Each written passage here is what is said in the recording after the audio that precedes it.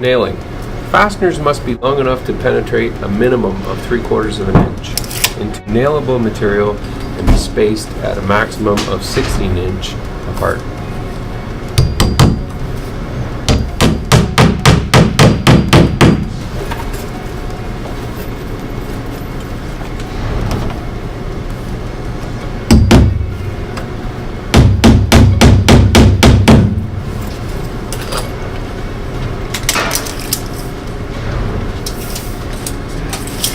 Homes that have missing fasteners will have random buckling on the wall or have the appearance of the siding falling off.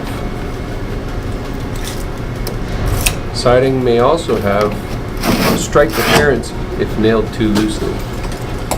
As mentioned before, push up from the bottom until the lock is fully engaged with the piece below it. Without stretching the panel, reach up and fasten it into place. Panel should be nailed from the center towards the ends. Do not nail tight, as there should be a thickness of a dime between the fastener head and the vinyl.